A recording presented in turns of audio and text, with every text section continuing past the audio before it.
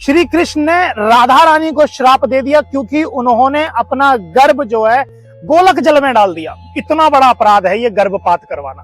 प्रमाण दिखा रहा हूं मैं आपको, सबसे बड़ा प्रमाण दिखा रहा हूं जिसमें लिखा हुआ है कि गर्भपात अगर आपने करा लिया है तो 2 बार ब्रह्म हत्या का अपराध आपको लगता है और महापाप आप कर लेती हैं साहब। एक बार भी जीवन काल में अगर आपने गर्भपात करवाया है तो ये प्रमाण देखिए। श्री कृष्ण ने राधा रानी को श्राप दिया है। राधा रानी कौन है? श्री कृष्ण की प्राण है, मगर अधर्म ईश्वर को पसंद नहीं है। श्री कृष्ण ने श्राप देके कहा कि राधे अब तुम्हें कोई संतान नहीं होगी और तुमसे जो प्रकट होंगी महिलाएं उनकी भी कोई संतान नहीं होगी। जाओ।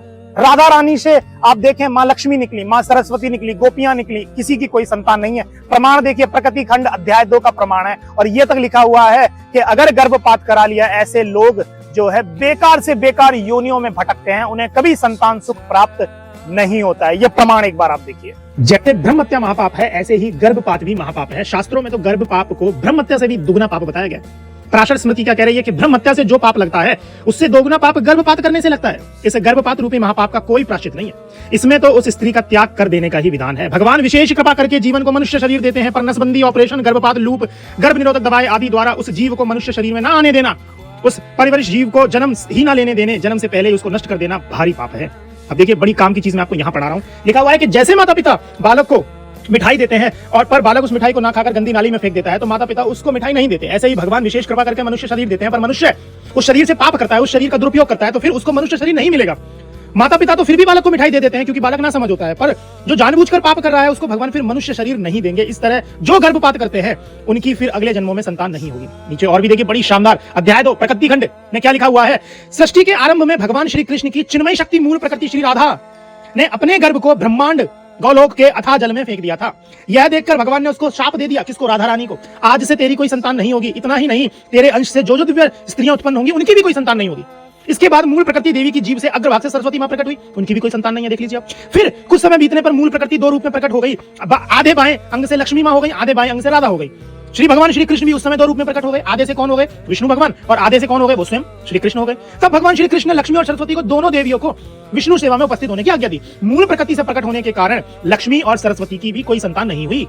इसके बाद भगवान श्री कृष्ण के रोमकूपों से असंख्य गोप प्रकट हुए और श्री राधा रानी के रोमकूपों से असंख्य गोप कन्याएं प्रकट हुई। अब भगवान का श्राप लगा हुआ है। भगवान के श्राप के कारण इन गोप कन्याओं की कोई संतान नहीं हुई। इस कथा से यह सिद्ध होता है कि जो स्त्री गर्भ गिराती है वह अगले जन्मों में संतान का सुख नहीं देख सकेगी। शास्त्रों में जगह जगह गर्भपात को महापाप माना गया है। पराशर स्मृतियों में ब्रह्म हत्या को महापाप से दुगना पाप बताया गया है। ठीक है, ऊपर मैंने पढ़ा दिया। नीचे लिखा हुआ है ब्रह्म हत्या से जो पाप लगता है उससे दुगना पाप गर्भपात करने से लगता है। इस गर्भपात रूपी महापाप का कोई प्रायश्चित नहीं है, ये भी मैंने आपको पढ़ा दिया। इससे तो स्त्री का त्याग कर देना ही विधान है। यदि अन्न पर गर्भपात करने वाले पापी की दृष्टि भी पड़ जाए तो वह अन्न अभक्षय अखाने योग्य हो जाता है। मनुस्मृति क्या कह रही है? गर्भ हत्या कराने वाली स्त्री को देखा हुआ रजस्वला स्त्री को स्पर्श किया हुआ है, पक्षी का खाया हुआ, कुत्ते का स्पर्श किया हुआ अन्न ना खाएं। देखिए, इतना बड़ा पाप है। जिस स्त्री ने गर्भ हत्या करवा ली ना, उसका आप खाना भी खाएंगे तो पाप लगेगा। मनुष्य शरीर को बड़ा दुर्लभ बताया गया है।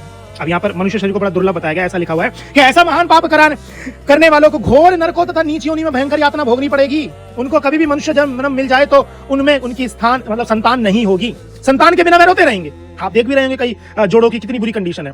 प्रकृति खंड 2 अध्याय में आया है कि मूल प्रकृति ने अपने गर्भ को ब्रह्मांड लोक में जल में फेंक दिया था तो आगे उनसे प्रकट होने वाली लक्ष्मी, सरस्वती, राधा, राधा से प्रकट होने वाली गोपियां, किसी की भी संतान नहीं हुई। मैंने आपको अभी पढ़ाई है वो कहानी, आप देख लीजिए।